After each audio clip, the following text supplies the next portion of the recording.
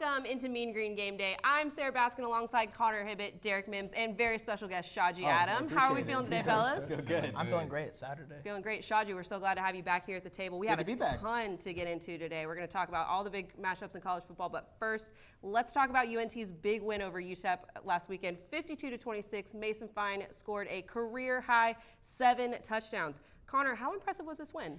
I'm glad they took care of business following the loss off of the Charlotte game. But anytime you beat a team that you should beat like they did, and I've been really harsh on UTEP in the past. Yes. But I won't be as harsh this time. But we all know that UTEP is not the most competitive team in our conference. So the way we beat them, we should have beat them the way we did, and we did. When Mason Fine throws 2 touchdown passes from his first 2 passes, you know it's going to be a long game for UTEP. Mm-hmm. I'm glad we took care of business, but I can't say it was an impressive win because UTEP hasn't been a very good team at all. And this UTEP team has won 2 games in the last 3 years. And those 2 wins have come against Houston Baptist and Rice by a combined 10 points. So I'm not going to say it was impressive. This is something that can build on for the future and help their confidence, but this is not the most impressive win. I agree with you because one thing that happened to the UNT defense was they got ran on. UTEP had 3 rushing touchdowns and 156 yards on the ground. That's like 4.5 yards a carry. UTEP was kind of able to, I wouldn't say stay in the game, right, but they were able to keep it competitive and keep it close. But having said that, UNT did get off to a quick start, 21-7, and all the games that they have won this year. There's been quick starts. They haven't got behind, and when they do get behind this year, it's been bad because they haven't been able to get any momentum. Mason Fine hasn't been able to set up his offense the way he wanted to. He hasn't been able to get into a throwing rhythm. The receivers aren't able to get into a rhythm either, and it's just been bad, and the offense just kind of gets stagnant. I think this is a good win because UNT did everything opposite than what's happening this season. Because in the first quarter, they scored 21 points compared to UTEP 7. Usually it's the other way around. UNT just digs himself a horrible hole in the first quarter, and they come back in the second half, but it's not enough.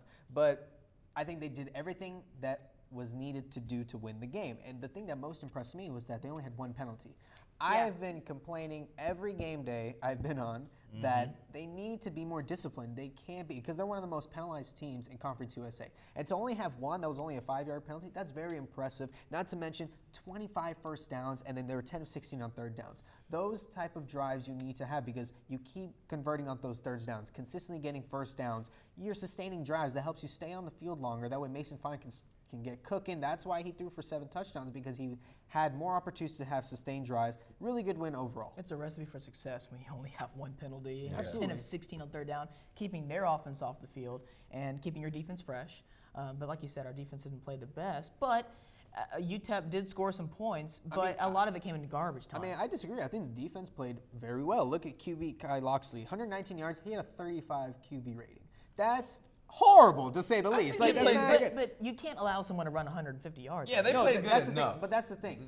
UNT is not a rushing defense. They're not. They're one of the worst But rushing we keep on defenses. saying UTEP wasn't as good of a team. We should have been able to do a little Which bit better. scares me against because that it is run defense. UTEP. UTEP is not a good team. No, they're not. they're But not, UNT's defense is not the best either. So I think the defense, really, they held UTEP to under 300 yards. It's the best we've looked all season. It's something that they needed. Only allowed 4 yards a pass. That's very impressive for this passing defense. Now, don't get me wrong. The rushing That's defense. what we need to do today. The rushing defense, to say the least, has been atrocious. But you got to take what you can get from this game. And the fact that this passing defense is playing the way it did, I think that's good that you can take that into momentum. Yes. Yep. I agree with you that it's a big win, maybe not an impressive win. And again, I think it has a lot to do with the confidence level for our defense. We've been kind of banging on them on this show all year, but they really did show up and show out. But let's talk about Mason Fine. Again, stadium record-setting 7 touchdowns. What was his performance to you, Derek? I think his performance was great. You had 7 touchdowns. You looked very efficient. The offense was rolling. Other than that, it wasn't really much that you can put him down for. He might have had a couple bad throws, but all in all, I think he had a really good game in the air. This showed me that he's very resilient. If you remember his last press conference that we've seen, he was just completely broken after that loss. Yeah. And he was just, it was the first time I've ever seen him at a loss for words. Because they asked him, like, hey, what's the deal with you and this team getting down so low so many times? And he just kept repeating, I don't know, for about 4 straight minutes. So that's what it felt like. Because he just was so lost. Because usually he comes in with, like, this great positivity, saying, hey, guys, we're going to do this, we're going to do this. And at one point, he just felt lost. I think after this game, it got their confidence back. I think they finally like just woke up and like, whoa, we got this. We're still here. We can still qualify for a bowl game. And long shot, but if they were to beat Louisiana Tech, Right. other things have to happen. But they're not exactly out of the conference championship just quite Yeah, yet. they're completely not out of it yet. And with A lot of things have to And you happen, can but- tell he's back to his normal self because after the game he just looked like a dinosaur in post. That was great. That shows how Yeah. loose he was. That showed. That Yes. showed. I think it was a statement because yes, they're 4-5, and you would think a 4-5 team really shouldn't be doing that, having that much fun because he threw you're 7 4-5. touchdowns. Yeah. But he So- threw for 7 touchdowns. He threw for 7 touchdowns. And I think in the back of his mind, he was like, "Look, it's Halloween. Maybe I need something to help the boys try and get the morale back up because it's still a game." I think he realized like, "Look, we're not done yet. I'm not done yet because this is my last season. I refuse to go out the way we're going out right now." And you said it is his last season. That was his last homecoming game. I think he just wanted to have some fun. But what is his impact on this school and this athletic program, Ben Shahji? He's been amazing. When I first came in as a freshman, he was still, I believe he's only a sophomore at the time. And people thought like, wow, he's already going to be known as one of the best QBs in UNT history. I think Steve Ramsey is up there as well throughout his history. But what he's done, he owns almost every offensive record this school ever had, and he's just been shattering them. It's not even close. Steve Ramsey had 69 passing touchdowns, and he has shattered that record by tenfolds. It's unbelievable. But at the same time, I think he's going to be unfortunately remembered as a guy who couldn't get it done when it mattered. Now, don't get me wrong, the defense has been atrocious for him. He's never really had a good defense to back him up. The defense hasn't really been that good. His O-line has been very inconsistent because he's had so many injuries. But when the games are on the line, every time UNT's been in a bowl game since Hunter Mason finds Seth Luttrell, they've been blown out by an average of 20 points. That's not a good look. And maybe with this year, if we were to go 6-6, maybe we would play a team that is not as good in the bowl game, and that would give us a better shot. Finally getting a bowl win under Seth Luttrell. Well, Derek, how do you think that we take this game and move forward, get momentum into the rest of the season? We've got 3 games left after this. I think with this win that you got, you have to look ahead to the Louisiana Tech game because that's going to be tough. Yeah. You want to get out to a good start in that game offensively. Again, you don't want to get down early because once you get down early against a team that's as good as Louisiana Tech, it might not be a good day for you because they can put up points and they can control the ball and control the clock, and they're a good running team. Let's say with this win against UTEP, they take that momentum, go against Louisiana Tech. The rest of their schedule is a very difficult schedule to say the least because Louisiana Tech and UAB are the top 2 in the Western Division where UNT is. Okay, so La Tech's number 1, and then UAB is number 2. But then you got to go against Rice, who is one of the worst teams in Conference USA, to say the least. Don't sleep on that game though because It is a Because road you know game. what? On Rice road game. has lost a lot of close games this year, including an On overtime paper, loss to Louisiana Tech. I still believe on paper UNT is a better team. This should be a win. That should be a guaranteed win. But like you said, I don't think they should sleep on them because they're probably looking at the schedule like, okay, Rice is an easy win. And then they're going to keep looking like, okay, we got to focus on the UAB game. Listen, and I think that could hurt them. I think Louisiana Tech and UNT have a lot to prove today. 2 teams who have a lot on the line. 2 other teams that have a ton on the line today, though. LSU versus Alabama, and we'll talk about that game right after this. Every year, 40% of all food in the U.S. never gets eaten. 40%. That's almost half the food we produce. Food waste is a serious problem. It impacts all of us. And it's expensive. Your family is throwing $1,500 a year in the trash. We're working hard to put food waste on the chopping block. And you can do the same at home. Learn how to cook it, store it, and share it. Just don't waste it. Go to SaveTheFood.com. Oh, emojis! I thought the conversation just got dumber. Ugh, internet trolls, just ignore them. I like you just the way you are. I believe in you! She's a hugger. Give her a squeeze. Help up the hand. Ah, there you go. Thanks, mate. You're killing it, Zane!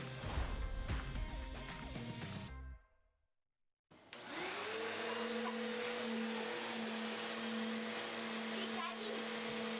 Daddy. Dad.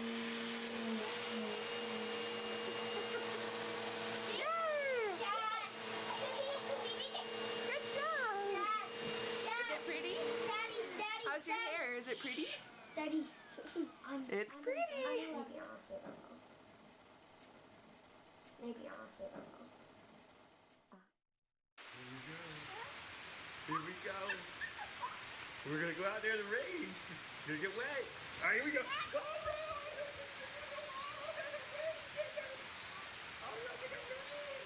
Okay, quick.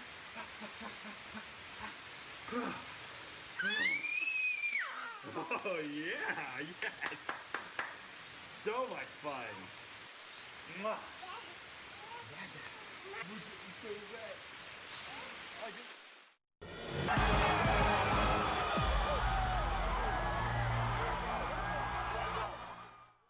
Welcome back to Mean Green Game Day. Huge game we have to talk about, you guys. LSU versus Alabama.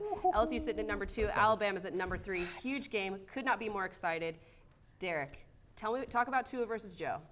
Tua versus Joe is going to be good. It's going to be like a classic Big 12 matchup, but instead they're going to be wearing SEC uniforms, unfortunately. But I'm still going to watch it. Alabama has the 5th-ranked passing offense in the league, or in the nation, at 338 yards.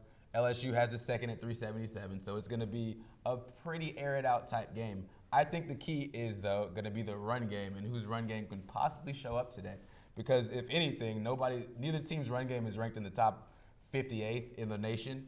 Alabama's is the closest at 62nd. So whoever can actually get something going on the ground, they might actually make a key, or make not a key, but a change in this game. So the 2 keys I have for this game are, 1, Tua's health. Tua's health is a very big thing right now. So looking at it, Gary Danielson said he watched Tua practice, and this is it, and he says, and I quote, "I don't care what Alabama says. I don't care what Tua says. He doesn't have that spring in his step. It's not natural." And then he also added, "I'd be playing if I was him."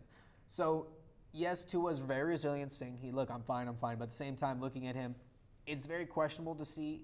He doesn't have that spring in his step. He's not as nimble. Could that be an effect?" Now, the other key for the game I have is Bama's defense. LSU's offense is very difficult. Turnovers are key. Both these teams, when you play against these 2 championship caliber teams, whoever doesn't turn the ball over is going to win the game, in my opinion. So I think turnovers are a big key in this game.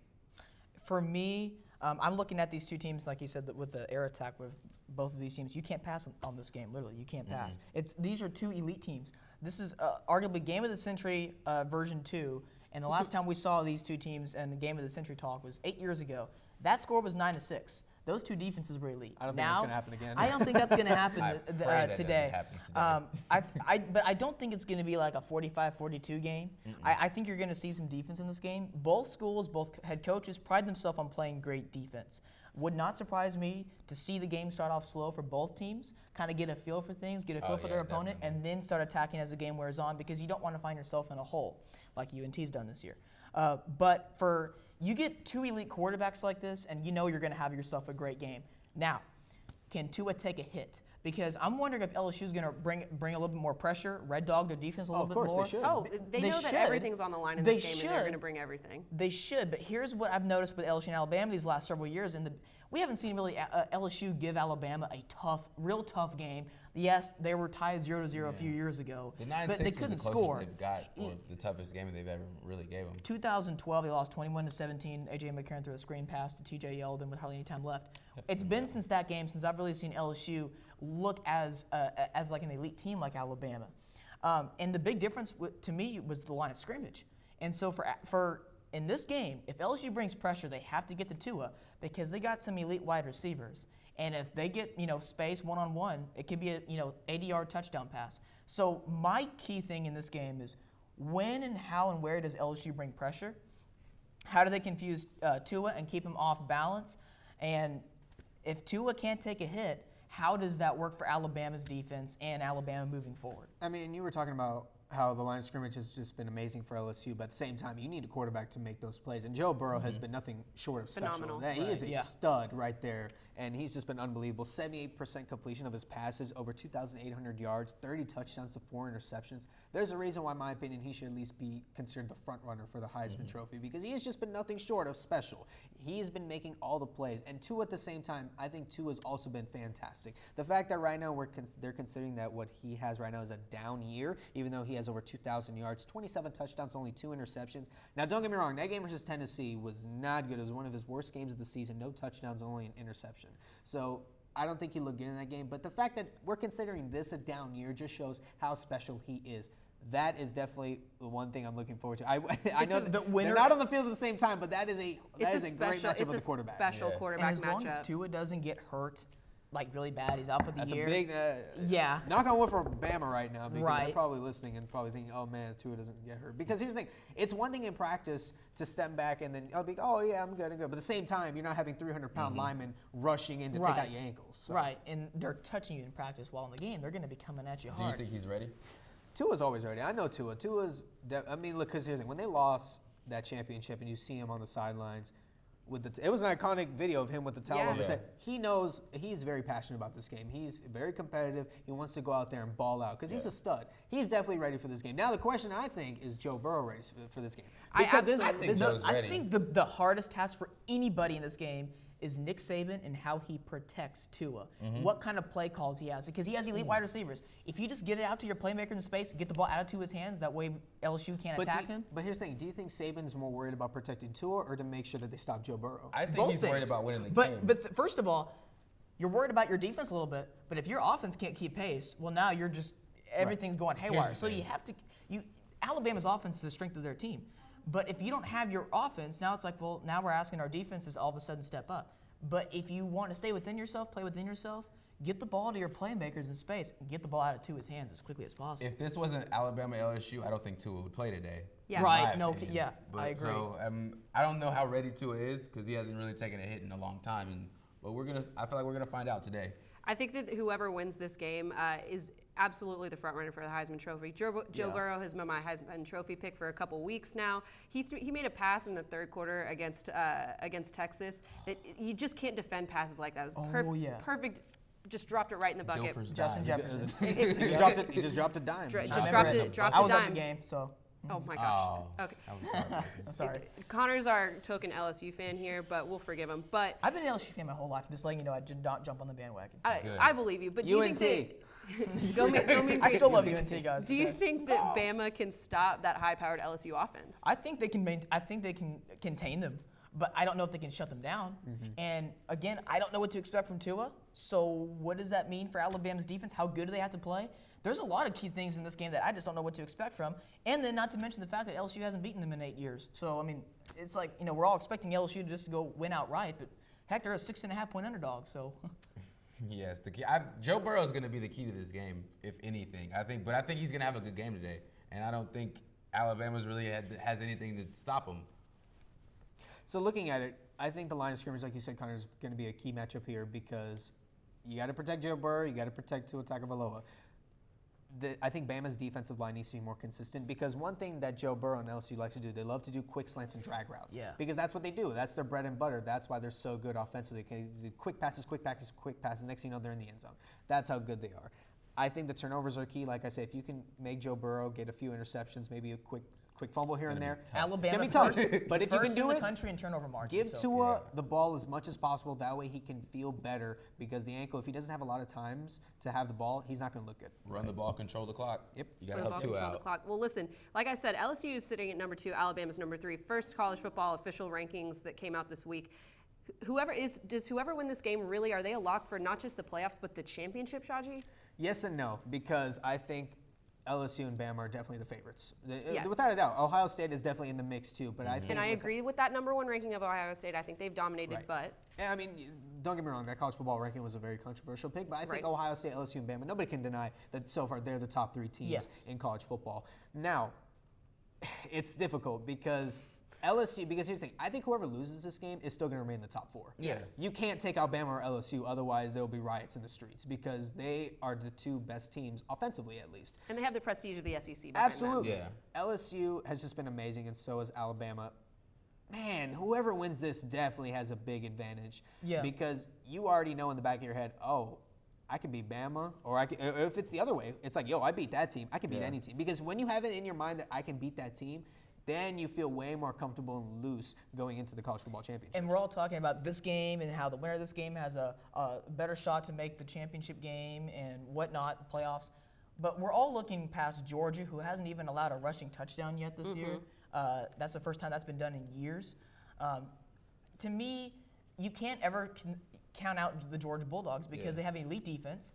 And they have such a great offensive line that I think almost like a Washington Huskies, what they've done against a better competition when they almost beat Utah and Oregon, but yet they lose to Stanford. It's because that offensive line that can kind of just consistently move the ball, keep their defense off the field. To me, that's what Georgia could do against LSU, is keep their defense off the field if they can control. But there's a lot of ifs, ands, and buts. But yeah, I agree. I think the winner has a better shot of going into the championship game. But there's just so many different factors that could be thrown at. I mean, Oregon, Utah, Oklahoma, Georgia, Ohio State. What about if if Clemson Minnesota and Georgia wins both out? win out? Clemson, Totally. oh my gosh. Yeah. I mean, I think a lot of people thought that Georgia got disrespected with that number 6, but I think one thing that we can agree on is that this has been a phenomenal year for college football. We're going to talk about some key storylines that we've enjoyed this year right after this.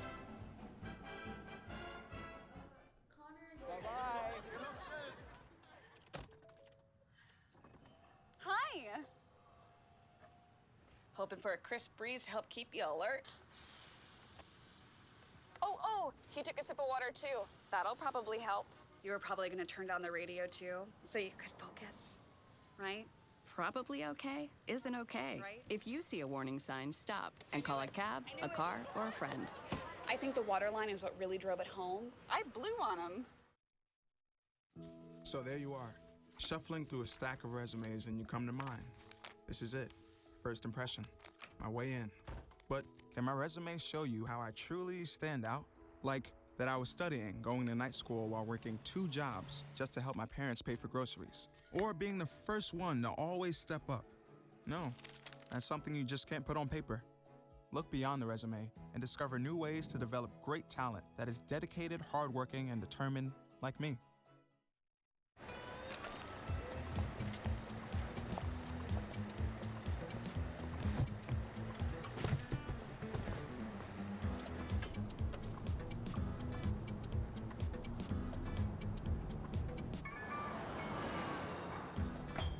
It's a short ride from your neighborhood to your naturehood.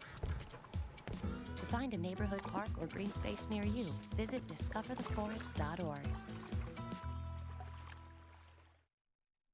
Listen, I realize that I'm not perfect, but it all really started to change because you judge me for having a problem. No one is going to know that I need help. I need help. I know that no one is going to judge me for having a problem. I realize that I'm not perfect, but it all really started to change because you listen.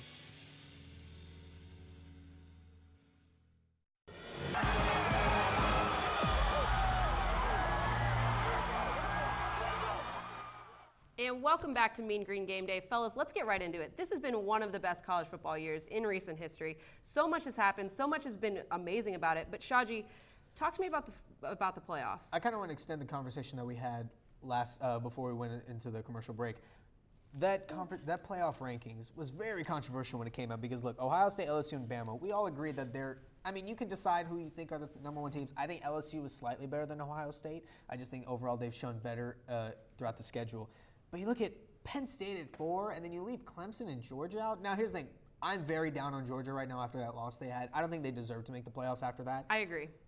But Clemson's your defending champions. They're undefeated right now. I really think that number 5 ranking was a warning. But how bad would it be? Let's say Penn State's actually on the comeback right now. Mm-hmm. Let's say they win out, and so is Clemson. Clemson wins out. Are you gonna leave out the national champions? Don't get me wrong. I know Clemson. Even though it's undefeated, it's like you're undefeated. Like you should be, but at the same time, they're kind of disappointed how they've been undefeated. They're the national champions. You can't leave them out if they go undefeated. No matter who else goes undefeated, Clemson has to be in. But here's the thing: the discussion point I have, it's not really the rankings. It's just the playoff things in general. Because after this ranking came out, a lot of people were talking about, see, this is the problem with college football. Yeah, the regular season's fun and all, and tailgating's fun, and the culture's amazing. But at the same time, when playoff time comes, you're like, yeah, of course, it's always the same teams over and over again. At least Bama and Clemson, they're always a consistent. Same thing with Georgia. But there are teams, when you look at the rankings, there are teams with worse records that are ranked higher, which makes no sense. Like there are teams that are 6-2 that are ranked higher than SMU. Of schedule. Because of their strength, yeah. I know, but to me that's not.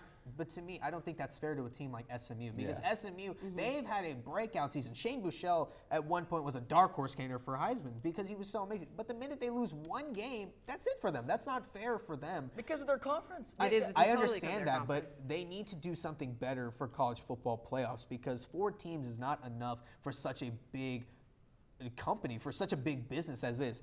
I mean, I know a lot of people are complaining about like, hey, the scheduling is different. I do think they need to have more uniform scheduling. I'm not one that's going to come up with a solution like that. I do think they need to fix that. And there needs to be subjectivity. I think the voters, they need to be more subjective with their votes. They can't be objective like, oh, Bama has so much history. We should put them. No, it can't be like that. It's what you're done this year. A sport like this is, what are you doing for me lately? It's not about, what'd you do for me 20 years ago? Yeah, you can't do that. Well, and just what you doing now? Just to touch on why Penn State made it into that top 4, I think it has to do with the opposing win percentage. Their opposing win percentage is above 500, where Clemson's is not, I believe. So I think that's kind of what edged them out with Clemson. I just think overall Clemson's a better team. Now, another complaint people are having is that, exams because students. You know what? I have a solution. Just get rid of final exams. Oh, I was true. Just get rid of final exams. We don't need exams. So how many teams do you think the playoffs should go to? I think 6 to 8 teams at least. Yeah, I would say 8 teams. That's it. Because here's the thing, there's so many people that love the chaos of college football. Like, any given Saturday, you never know what's going to happen. So you'd want more teams, don't you think? Instead of 4. Like the more teams, you'll still get the chaos no matter what. But it's just a different kind of chaos, and it's a safer chaos, and not as many people are actually angry. Because with 4 teams, a lot of people are left angry because a lot of teams are left out that can probably get into the playoff. Yeah, with 8 or 16, you might get teams that maybe shouldn't get in. They get blown out, and we start. But I just think if you had, let's say you had 6 teams. Let's say college football playoffs started today. Georgia would make the playoffs. You don't think, like what Connor said, they could make noise against a team like LSU? They could. You never know what could happen. But then we'd have to decide which 2 teams get a bye. Yeah, you're absolutely right. 6. But here's the thing, and that's the thing. You have to figure out uniform scheduling. You'd have to figure that out. Okay. Yeah. Okay, so we can all agree that LSU, Ohio State, Alabama are the top 3 teams as of right now. Right. But there are usually around 7 to 10 really good teams per season that kind of are in their own elite status. 2 through 5. Yeah, range? but there's those 5 through 7 to 8 teams that could go to the playoffs, but there was like something, maybe strength of schedule, strength of record, whatever it may have been, that wasn't as good as this other team, but it was really controversial. If you just put 8 teams in the playoff, I guarantee you it gets rid of all that bias or controversial stuff, and you can still have your chaos throughout the regular season. You can still have your crazy Octobers and your Novembers that gravitate toward the mean. And by the end of it, the best 8 teams make it into the playoff. And here's the thing, if you do add more teams, let's say it gets to 8 teams, I think home field advantage becomes an even bigger priority. Oh, that is another thing. Are we do home and aways in those, or will they all be at neutral sites? Neutral site. It's so unfair. I think the argument is that one of the things that college football really has going for it, kind of over the NFL, is the chaos. Like you said, the regular season you must win every game. It's how much the regular season matters. But one team who has had maybe not quite as good a regular season as we had wanted, Texas. Derek, what happened with Texas this year? What happened? Yes, what happened? What did happen? Oh, Shahji, you know a lot of positives happened for Texas this year, but tons. also a lot of negatives. The main negative for me about Texas this year was our defense. Yeah. The defense for Texas historically has been a lot better, especially under Mac Brown, but I won't get into that. But under Tom Herman, this year they've given up 31.5 points per game. You've also lost games to Oklahoma, LSU, and TCU, all where you gave up over 30 points. And with that 5-3 record, you're left at 3rd in the Big 12. Now, one thing I want to ask everybody here is, do y'all think Tom Herman is on the hot seat now for these performances? No. I think that they're supportive of him. Not yet. How long do you think it'll take before we possibly get there? Honestly, I think when Sam Ehlinger leaves. Give him a year after Sam Ehlinger leaves to see what he can do without him. I think what's saving Texas right now is Sam Ehlinger, because he's a very passionate football player. I can tell he plays hard. He plays hard. He has a lot of heart. I think he can maybe work in the NFL if given a tryout. I think he would be good for some solid teams. He needs to come back next year. He does need to come back. I think he will, especially how disappointing. Because here's the thing: he came back in January. He said, "Hey, Texas is back." They're not back. Look, Sam Ehlinger, Texas fan. They're not back. I'm sorry, it's not happening yet. I wanted to believe it, but because especially after that stinker they put up against TCU. Don't let me bring up that game right now. TCU's a quality team. That's a quality opponent, though. You're supposed to beat TCU. It's a quality opponent on the road. If you come in a press conference and publicly state, all of UT is saying, "Hey, we're back," you're supposed to beat TCU. Let me ask you a question. Would you judge Texas more or less if Baylor beats TCU? Baylor, who's undefeated, if they beat TCU today, would it look better that Texas had lost to them? I mean, that's interesting. TCU beats Baylor. If TCU beats Baylor, then that's a bad look. Do we know how good Baylor is yet? Right, they have because undefeated's undefeated. Here's the thing. Last we checked, okay, but look at their schedule. Last we checked, TCU was beating Baylor. So let's look at it this way. What's bad for Texas right now is because Baylor, if they lose to TCU, they got to go to Oklahoma. Yep. Most likely they get Oklahoma at home, but but most likely, I think Jalen Hurts is probably going to take care of business there. Let's just Yeah. We can on hope. paper, Baylor's offense is not good enough to keep pace with them. On paper, OU should win. Yeah. So that's 2 straight losses. Then you go against Texas. Texas does not want that because Baylor is going to be look, we're desperate for a win. We need to be. That's a home game against Texas, too. Yep. So Connor, that would be bad. Let's shift away from that. Tell me about who's your sleeper team? Who's your favorite team? Well, coming into the season, I had 2 teams. It was Utah and then this other team, Minnesota. I thought Utah had a chance for the playoff, but I think Minnesota I thought they had a chance to open up 8-0 for the first time since 1941. That's exactly what they've done. I mentioned like a month ago on the show that their first 8 games were very winnable games. Today they're playing against Penn State right now. Last time I checked, they had a 5-point lead late in the 3rd quarter. But Minnesota is a team that you got to watch out for. 80% of their roster are freshmen and sophomore. And with their head coach, P.J. Fleck, who turned around Western Michigan's program a few years ago, his 4th year there, they broke out with an undefeated season before they lost to Wisconsin in the bowl game. Next year is going to be his 4th year in Minnesota. This is a team in the Western Division of the Big Ten that's not the best division. They could have like their own little dynasty. I can't wait to see what happens with that. But one other thing I can't wait to see, what happens today when UNT visits La Tech? We're going to preview that game right after this. It's fine that other people like you. It's more important that you like yourself. And I'm comfortable with every part of me. Meals on Wheels coming to my door as someone who's housebound assures me that I'm not forgotten. They care that I'm okay. My name is Asha Ida Bell. America, let's do lunch. Drop off a hot meal and say hello. Volunteer by donating your lunch break at americaletsdolunch.org. Patriotism. It inspires passionate debate and it's worn like a badge of honor with good reason. Because it means love and devotion for one's country. But what really makes up this country of ours? It's the people. To love America is to love all Americans. This year, patriotism shouldn't just be about pride of country. It should be about love. Love beyond age, sexuality, disability, race, religion, and other labels. Because love has no labels. I'm a retired school psychologist, and helping people was my thing. After my stroke, when Meals on Wheels started, I was on the other end of the stick, so to speak. And I appreciated it very much, the attention that was given. My name is Julius Gaines, creative writer, poet, photographer. America, let's do lunch. Drop off a hot meal and say hello. Volunteer by donating your lunch break at americaletsdolunch.org.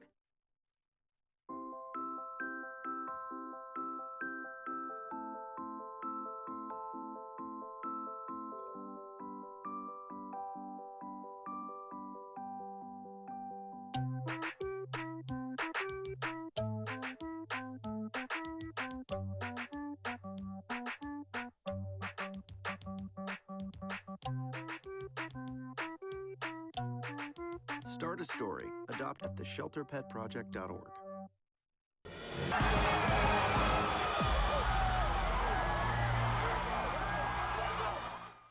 Welcome back to Mean Green Game Day. Huge game this afternoon. 4-5 UNT visits 7-1 La Tech. It's a huge game for UNT. It's a must-win. Shahji, what are the keys for this game? Okay, so I got 3 keys to the game. So 1, I got balance the offense. I think UNT needs to have a healthy medium with passing the ball and running the ball. Trey Siggers hasn't really looked like himself since he's come back from the injury. I think before he went down, he was averaging at least 100 yards per game. He looked like one of the best running backs in Conference USA, and I still think he is. He's a stud. But since then, he's kind of faltered. He's kind of lost a little bit of steam. So I think they need to try and get him going as much as possible. And Mason Fine, I know what he's going to do. Right. He's going against a La Tech team that's 8th in total defense. Out of 14 teams in Conference USA, they are 11th against the pass. That's not good for La Tech, a team that's undefeated in conference play. And you're going against a dude in Mason Fine who just threw for 7 touchdowns. Yes, against UTEP, but still, he threw 7 touchdowns. No other team threw 7 against UTEP, but he did. They may give up yards, but they could force turnovers. They got this one guy named Meek Robertson. I'll talk about him later. But my keys to the game for UNT is contain the La Tech passing attack. Right. Jamar Smith, their quarterback, he's one of the best quarterbacks in Conference USA. He actually has a better quarterback rating than Mason Fine does at the moment. So we'll see who can come out on top there. Maybe Mason Fine can overtake that. But this Louisiana Tech team has not lost since that Texas lost first game of the season in Austin, and they put up over 400 yards in that game. Now, yes, Texas defense, we talked about it last segment or 2 segments ago, is not the best. But you know what? By far. Yeah. But Louisiana Tech's a very good team, and they always are. And it's going to be tough getting a road win here in Ruston, Louisiana today. We have yet to win a road game, but and they've yet to lose a home game. Exactly, and they have yet to lose. Well, they have yet to lose against a team outside of the name of Texas. Exactly.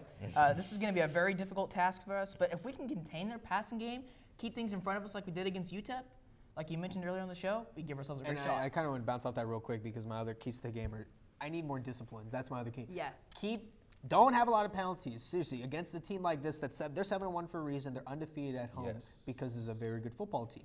You cannot have small things like penalties ruin this for you. You already have enough against you. Why make it harder for yourselves? So there need to be more discipline there. And third, I underline this like about 20 to 30 times. Stop the run. Stop the run. Please, North Texas, please stop the run because you're going against Justin Henderson, who is probably, without a doubt, in my opinion, the best running back in Conference USA. He has over 654 yards rushing, and he has 13 touchdowns on the season. So this kid is no joke. He knows what he's doing. He's the real deal. And not to mention Jamar Smith can also run the ball as well. Yeah. So please, North Texas, please stop the run. You just need to go all out. If they beat you with the passing game, fine, but you got to stop them there. Having said that, my key is going to be to control the clock. Yeah. If we control the clock and just keep the ball, then Louisiana Tech doesn't have the chance to get their running game going, get their passing game going. And, if you keep that UNT offense on the field, Mason Fine's probably going to have another good day. Maybe we'll see 4 or 5 more touchdowns out of him. We can get some momentum going. Maybe win the game. Who knows? Just control the clock. Because if you control the clock, like Jason Garrett says, if there's 4 minutes in the game left, anything can happen. But it's a lot of ifs, maybes when it comes to this. But that's usually how it goes when you're playing a team that's better than you on paper. Yeah. You have to do No, something. not on paper. They are better. Look, I was trying to be nice. You know what the most interesting thing about this game is earlier this week, I think the line opened up around 6.5 or 7, and it's moved down to 4.5 last time I checked. And that's a considerable amount considering UNT, what they've done on the road this year, what Louisiana Tech's doing, and I know Louisiana Tech's got a big game against Marshall on the road next Friday. But I mean, that would be the only thing in my mind that would cause Louisiana Tech to overlook UNT. That line moved down because of, like you said, the Louisiana Tech secondary and then UNT's offensive potential. So once everybody saw that, everybody bet on it. They're like, this might be a closer game than we think. If UNT does get something going through the air, maybe Louisiana Tech with the first loss of the season. Well, Derek, what would a win against La Tech mean for UNT? A win would mean that you have 3 more games that you need to win. Yeah. For me, I mean, because if you win now, then you're still alive for the conference championship. You get these 3 or 4 more wins that we have left in the season. Maybe you can get. So after this game, there's 2 games left. Yeah. After this one, there's 2 left. On the road against Rice, and then at home against UAB is that last game. Yeah. Then you need 3 more wins. Well, today included today, 3 wins, and then maybe a conference championship win if you get there, and then you can get a decent bowl game, maybe win the bowl game, and your season's wrapped up. Right, we have to win at least 2 of the next 3 games in order to be eligible, not selected, but eligible for a bowl game. The people that are watching the show right now are probably thinking, what, UNTs, there's no way they can make the conference championship. Okay, so it's actually Tell me how. Okay, so we beat Louisiana Tech. Yeah, I know, we got to beat Louisiana Tech, but we got to take care of business, right? We got to win out first of all. Keep all that in mind. That always goes to say in these cases. We beat Louisiana Tech. Louisiana Tech has a loss in conference. We still have 2. In Conference USA, tiebreaker goes to the head versus head matchup. Then Louisiana Tech goes on the road following, in this case, a disappointing loss to UNT at home. Right. To Marshall next Friday. Winning on the road on weeknights is never easy. And let's say they lose that. Now UNT's got the advantage over Louisiana Tech. Then we got Southern Miss. Southern Miss still has to play UAB, Western Kentucky, and Florida Atlantic. And it's hard to underestimate. Interesting. So what really helped UNT was the fact that La Tech did beat Southern Miss. Yeah. Because I predicted on game day that Southern Miss would lose to La Tech because it wasn't for my sake, it was for UNT's sake to keep their Conference USA championship hopes alive. Yes, it's still a possibility because look, any team could get hot anytime. UNT desperately needs that. But their schedule's tricky for me because you look at it, they go against La Tech, then they're on the road to Rice. Now here's the thing, Rice is a team that you should win on paper. But at the same time, it's on the road. We haven't won a road game. It's on the road, and it's also a trap game because you're probably thinking, we can win. We can beat. Because you probably think, we can beat Rice, and then we just got to go against UAB and try and win that. You can't do that. You can't do that with the season you're having. You need to look at every game as we need to win this game because you only need. Mathematically, you can only lose 1 game, but in my opinion, you can't lose any game. Right. You need to try and beat every team possible that's left because UAB is a very difficult team also. Yeah, I feel like this game is winnable because Louisiana Tech, when they played UTEP, it was 42-21. UTEP just played UNT and it was a big win. So I think Louisiana Tech's a beatable team. UTEP or not. UNT, there's a lot of U's in that. UNT has a chance with their offense to control the clock and maybe get a win like UTEP had success doing early in the game. Here's another U. I agree with you. But you were mentioning about Rice. Rice almost beat Louisiana Tech. They did. They lost in overtime. Trap game. So I think we get a bye week before Rice. They struggle with powerful offense or high-powered offenses because they run the because ball. La Tech can't defend the pass. Yeah, they can't do it. They're a good And you're run going. team. That's why this is an interesting situation because maybe La Tech is probably thinking, we got to take them seriously, but at the same time, it's UNT. They're kind of really underperforming. Their defense isn't good. But they're probably thinking in the back of their mind. They're probably thinking in the back of their mind that it's still Mason Fine though, because Mason Fine is, in my opinion, I still think he's the best quarterback in Conference USA. I agree. Yeah. There's no doubt about that. I mean, he was picked as a top 10 quarterback for the country in lots of different reports and according to a lot of analysts coming into the season. And I really think he's lived up to that. I mean, he hasn't had much help, and he's still throwing touchdowns left and right. So when you talked about how he doesn't have much help, how his receivers have been a little bit injured, coming up with new receivers, my player to watch in this game is La Tech's cornerback Amik Robertson. I think all of us have really, in preparation for this game, we really saw that name, and he's scary. Why is he scary, Connor? As a freshman, this guy was like second team All-Conference USA, and as a true freshman. And last year he was picked first team All-Louisiana, first team All-Conference USA. This guy has incredible ball skills, and if he doesn't elect to go to the pros this year, maybe he does, but whenever he does, yes, he's a junior. Whenever he elects to go to the pros, into the professional draft, I'm going to tell you this, and I mean this so truly. The NFL scouts are drooling over this guy. This guy has incredible ball skills, and I don't see why this guy cannot go in the top 2 or 3 rounds. 14 interceptions, most among all FBS active players at this point. It's a very impressive stat, especially coming from CUSA. It is. My player to watch today is going to be another player from Louisiana Tech on the defensive line, Kadarian Mason. He's got 18 total tackles and 3 sacks. He's going to be key today he leads the team in sacks, so he's going to be key trying to get pressure on Mason Fine, throwing him off of his rhythm, not allowing him to get to his receivers, get to his checkdowns. And then, if anything else, Mason Fine's going to have to find a way to get past that and then get the ball downfield so we can hopefully get a good win today. So for my player to watch, it's the same thing. I think it's running back Justin Henderson. The reason why is because I know the defensive line for La Tech's going to get to Mason Fine. There's no doubt about it. The O-line just hasn't been much help. The reason why I think Justin Henderson is a very good player to watch is because can UNT stop the run in some form or fashion? Can they at least slow him down? Because I still think he's going to have a monster game. But if they can maybe slow him down, maybe get him tired, do something to stop him, I think UNT has a better chance because the key here is can the defense get off the field and give Mason more and more opportunities to try and score because that's what you need against La Tech. You need your defense to keep them off the field as much as possible, and the offense needs to try and sustain drives. Well, so let's talk about the offense. Should we be relying more on the run game or the passing? Mason Fine is a prolific passer, but you control the clock with the run game, Shahji. You need both. That's why my key to the game was to balance the offense because Mason Fine, I know what he's going to do. He's going to throw a lot right now. I know he's going to try and do more quick passes because going into the season with no Jalen Guyton, you kind of lose some of your deep threat opportunities because he was such a special player. But Jalen Darden, they've all been really good for him so far in terms of wide receivers. So I know he's going to do what he needs to do. But like I said, health-wise, Trey Siggers, I mean, he looks good right now, but there's something missing. Maybe he just needs to get more reps under him, give him more carries. Might be a little tired. Maybe, but I think you need to balance the offense as much as possible. That way it's a 1-2 punch. That way you can do more play action. That way Trey Siggers can get more screen time, more screen passes, that type of thing. So yes, I think you do need to have a more balanced stack instead of relying on one or the other. In a game like this, turnovers could make a huge difference. Oh, absolutely. And Louisiana Tech is by far the better team at forcing turnovers. If we keep a balanced offense, that will keep them off guard, and and it will reduce the chances of them anticipating plays. And if we can have a good run game and a good pass game, it can take the pressure off of Fine's shoulders.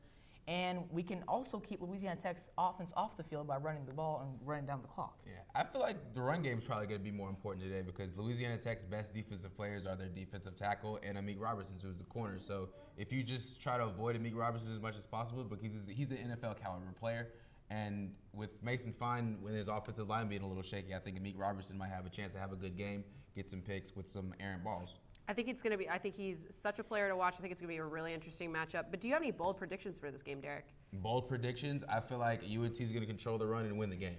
I think that they can. Maybe. But that's a prediction. Is that your bold prediction? That's bold. I like how he throws Bold. a baby at the end. though. Maybe. All right. I got bold. I think Justin Henderson's going to run for over 200 yards today.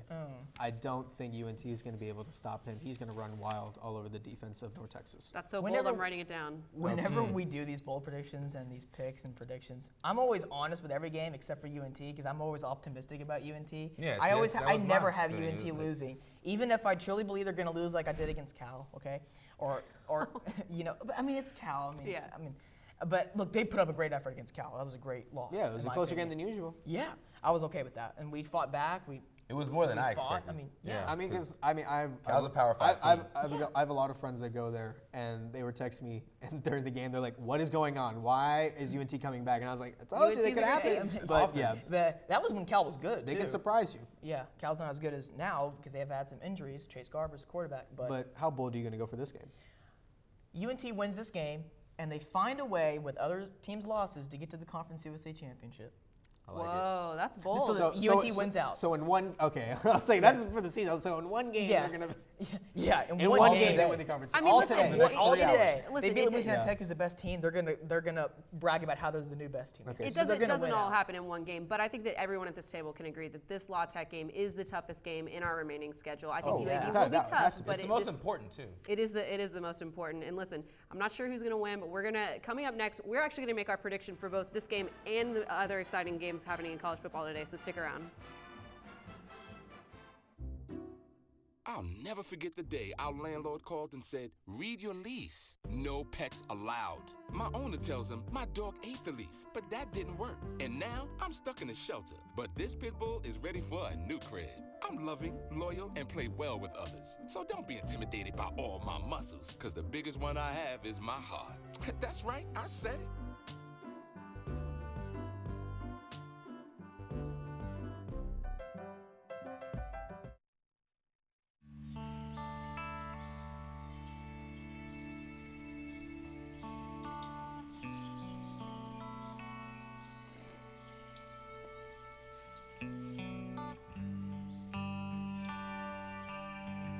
This is the moment I knew his future had no boundaries. There are some moments only the forest can inspire. Find yours at discovertheforest.org. Hey, look, it's those guys. Are you good to drive? I'm fine. How many did you have? I should be fine. You should be. Go and step out of the vehicle for me. See ya, buddy. Good luck. So turns out, buzz driving and drunk driving, they're the same thing, and it costs around $10,000. So not worth it. Okay, so we drowned the fire. Yep. Stirred it. Drowned it again. And now just feel if it's cold. Yeah. Cool.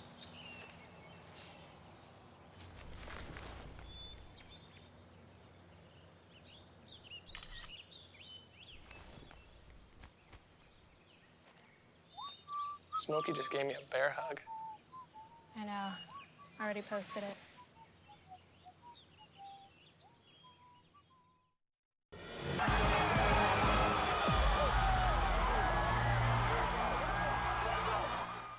Welcome back into Mean Green Game Day. Last segment of the day, arguably everybody's favorite. Let's make our predictions for the games today. First game we're going to talk about Baylor versus TCU. Okay, this was a tough one for me. The line was Baylor -2.5 earlier this week. Baylor has lost 4 straight to TCU. It's on the road in Fort Worth, but there's something about Baylor that I really like. They're still undefeated at this point. They know this is a big game. I'm taking Baylor today. I'm going to take TCU today. Baylor, I think, will be looking ahead a little bit to the Oklahoma game next week, not to mention the Texas game after that, and then at Kansas. Baylor's got a tough road ahead of them, and I think we're going to find out what Baylor's really made of this year, this next month of the season. But TCU's had their number, like he said. I like Gary Patterson at home, and even though TCU's had some question marks at quarterback coming into this game, I think it's going to be a low-scoring game, but I think TCU will find a way to win at home. My thing is, this is a rivalry game. It's Baylor versus TCU, so you can never really tell. It's a toss-up. TCU had that big win last week against Texas. Baylor hasn't been looking the hottest, but I'm going to take Baylor because, like I said, it's a toss-up, and I just figured. So looking at it, Max Duggan, he has an injured finger. So maybe that could affect his accuracy because it's on his throwing hand. So we don't know how much that's going to affect him right now. Baylor's defense, they only give up 18 points a game, which is the best in the Big 12. So that's really good for them. Shock for a Baylor team. I know, right? It's really shocking that they're really doing that good and that consistent. Charlie Brewer, he has been really good this season. I'm very impressed by how he's looked overall. The Bears have had 30 points in 3 of their last 4 games. I think they can maybe keep that going, especially in the Big 12 contest. I think they can keep that going overall. Baylor, they have 2 wide receivers over 500 yards with Denzel Mims and Tyquan Thornton. That's talk about a 1-2 punch there on either side. It's kind of like an Adam Thielen, Stephon Diggs situation where you can give it to either and you know they're going to pick your pop poison off. for the defense, right? It's So really good overall, and for that reason, I'm going to take Baylor. I think Baylor overall is just a better team. I'm going to support you. And that's not it, because here's the thing. So on the Mean Green Game Day Twitter, I asked who would win between Baylor and TCU, and 78% think TCU is going to win this game. So that's interesting. So they're riding with Connor. Yeah, they are going to ride with Connor. So maybe I said something on Twitter a couple days ago that you single-handedly, single-handedly changed What a job Matt Rule has done though at Baylor. Huh? Absolutely, he's done amazing. He did an incredible job at Temple too. Yeah. And so I just think overall, I just think Baylor is just going to be too much. I just think with the 1-2 punch of the wide receivers, Charlie Brewer's doing really good. Their defense only allowing 18 points. Outside of the kicking game, complete team. Yeah, Baylor's going to win. They're a more complete team. Connor definitely does have an issue with Baylor's kickers, but next game we're going to pick. He's been talking about it all morning. Kansas versus Texas State, or excuse me, Texas versus Kansas State. Texas versus Kansas State. Listen, guys, I'm riding with Texas. I really, really believe in this team. Their defense has been injured all year, but they're really coming back from those injuries. I think that they're going to be too much for Kansas State. Texas coming off the bye week, they need a win. Kansas State's been playing very well here lately. Yeah. K-State's going to be without their best cover corner in this game, and Texas is getting some guys back on defense from injury that they've been out for like a month now. I think Texas wins this game convincingly. I think Texas kind of shows people that, hey, guys, we are back. We are. Okay. Read my mind. Thank you. Okay, my thing is, if this game was at Kansas State, it would be a little different. Right. Yeah. But because we've seen the horrors that Colt McCoy had back in the day, but it's not. It's in Austin, so I'm going to take Texas because who did you think I was going to take? So like right now, this is a very interesting situation because both teams are in the running still for the Big 12 championship, but neither can afford a loss. So something's got to give right now. Kansas State, it's so interesting because they've been overachieving while Texas is trying to save their season. They've always been overachievers their entire career life. Yeah, but Texas, they've been overrated, so really. Yeah.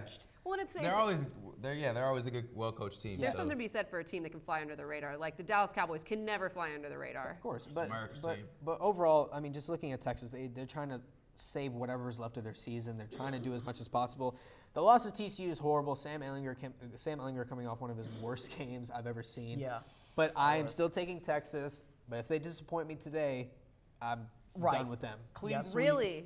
Yeah. All right, clean sweep for Texas, but I'm writing that down, Shahji. That if they can't beat Kansas State, if he's going with Texas, then you know. Then you know. Be something. Because look, you already lost to TCU. Then if you lose to Kansas State, you can't afford a loss because Kansas State's already way ahead of you. So they have to be done this season. They can't really do anything. All right, well, Texas, look, we believe in you. Clean sweep across this table. But next game, Iowa versus Wisconsin. This one was a coin flip for me, you guys. I rode with Wisconsin simply because I just can't get over that Wisconsin-Michigan game earlier in the season. They were so dominant. I watched every snap. It was one of the best games that I've seen all year, and so I'm riding with Wisconsin. You want to watch some old-fashioned football? Watch Wisconsin and Iowa? You want to see a low-scoring defensive battle? I don't think Wisconsin covers the spread in this game, but I think with the way Iowa plays on the road, they're not the best road team. Wisconsin's been inconsistent, but I just can see Wisconsin winning this game at home. I just can't see them losing this game. Right. Both teams are coming off the bye. You know, both teams are going to give their best shot at the opposing team. The winner of this game has a shot to take down Minnesota and claim the number one spot in the Big Ten West and go play in Indianapolis for the Big Ten championship game, probably against Ohio State. But or will they? Right? A lot of things that can happen. But I think Wisconsin is the overall better team here. I have a lot more confidence in Wisconsin's offense than I do with Iowa's offense. Iowa has struggled against the better defenses. I think that will continue this game. I'll go with the Badgers in a low-scoring game. Okay, Jonathan Taylor plays for Wisconsin. He's got 1,000 yards and 15 touchdowns. He's not going to win the Heisman because running backs don't win the Heisman unless you're Reggie Bush, but then you don't win the Heisman because he's not really there. But I don't know. Wisconsin's going to win. So Wisconsin. So all right, just Wisconsin. So look, this is a critical battle for the Big Ten West. Badgers have had 2 weeks to find themselves after Ohio State just chewed them up and spat them back out, and that's Ohio State. That's what's going to happen. Right. Iowa's only giving up 10 points per game. Defensive lineman A.J. Espinosa, he leads the team with sacks. He is a stud. He's a very good player. Then you look at the other side, Davian Nixon is also great, but that's because of A.J.'s just fantastical performance this season. QB Nate Stanley, he got off to a hot start, but he's been struggling recently. But I just think Iowa can pull this off. I think their defense is going to be able to be good overall. I think they can pull off the upset. Iowa's run defense has been one of the best in the country. So and look, according to our Twitter, 100% think Wisconsin is going to win, so Iowa didn't have a chance. But I'm still going to roll with Iowa here. So Shahji keeps us from a sweep. Shahji keeps us from a sweep on that one. I do think Iowa's defense keeps himself in the game. I do too. I just think Wisconsin's offense is just a tad bit better. It was a coin flip for me. It really wasn't. I really gave a lot of stock to that home field advantage. You guys know I love a good home field advantage. Long drives, I think, will be sustained in this game. But what team can finish with touchdowns? Iowa has finished with field goals in the red zone this whole entire season, and I think that's going to continue. Next game, Alabama-LSU. I just said that I love a good home team, but listen, guys, I slept on this. Shahji can tell you, we were talking about it earlier this week. I did not want to pick Alabama. I couldn't pick Alabama. I was picking Alabama. I slept on it. My gut says LSU. I just think that LSU is going to be able to pull this win out. I think Joe Burrow is really going to show us what he's made of. Really is going to show us how he shows up in those big games. It's a gut feeling. I'm going LSU. I'm an LSU fan. I'm telling you right now, everyone. If LSU wants to beat Alabama, this is the year to do it. If it doesn't happen this year, I don't know when it will, because looking ahead, next year, 2020. But this could be a huge momentum changer and for recruiting and everything. So this could just be a change of another world and another galaxy for the LSU football program. Look at what Ed Ogeron's done this year. That's incredible. I'm very he can probably say it better than I could. But LSU's had a very good season so far this year. But despite with Alabama winning the last 8 tries, I think LSU somehow, some way, finds a way to win. And a lot of it with me has to do with Tua being injured. I just think LSU has an elite offense, and I think their defense is a little bit better. And if there's any other thing you could point out, what about the special teams? Well, LSU also has better special teams. I just think LSU is the more complete team. And while we know the Alabama factor for LSU last 8 tries, I think just Ed Ogeron, not Les Miles, a spread offense, not I formation, I think it gets the job done. But I don't think it's going to be as high scoring as everyone else thinks. I agree with you. I think it's going to start off slow, but LSU just finds a way to win. I think it is going to be high scoring. I think both teams are going to get over 40.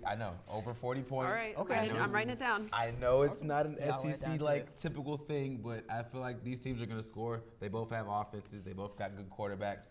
And the defenses really aren't that great as we've seen in past years. I'm actually really excited for this game because it's the first time an LSU-Alabama game is not going to be 9-3 or 9-6 or whatever.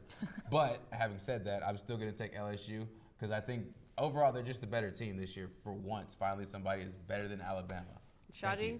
Okay, so right now Saban and Bama are on an 8-game win streak against LSU. He's 10-3 overall. It's going to be a very good game. Like you said, I also think it's going to be a very high-scoring game. I think Tua, yes, he doesn't look nimble, but he's going to show what he's made of. I think he's going to show up and show out. I'm taking the Roll Tide simply because I trust Tua more in big moments so far than Joe Burrow. Because we've seen it, though. That's why I've seen it. And also, left-handers have to stick together. So yeah, I'm going with that. Tua. How interesting is this though? Game of the century #2, but last time was 9-6 in overtime, but this time it's gonna be a higher score. Right. Shahji stops us from another sweep. Last game, everyone's favorite, UNT versus Louisiana Tech. Fellas, I'm taking La Tech. I think this is the one game that they can and will lose out of their last 3. I believe in UNT, but I'm taking La Tech. You guys already know who I'm going with. I'm going with North Texas, baby, all the way. North Texas. Remember when my bold prediction was UNT was going to run the ball and win? They're not, because Louisiana Tech is going to win. Sorry, Louisiana Tech. All right, look. UNT needs this, but no. La Tech's going to win this. I'm sorry, but La Tech be honest. Your credibility is on the line here. It's not that. It's just it's common sense. You know La Tech is going to win. Optimism is good, but listen. Let's go. Connor, I respect the optimism. Only clean sweep at this table was for Texas, just want to say. But thank you guys so much for joining us. If you want to find us on Twitter at MG Gameday for some of Shahji's fun polls, please join us and find us at NTTV Sports on YouTube. Thanks, guys.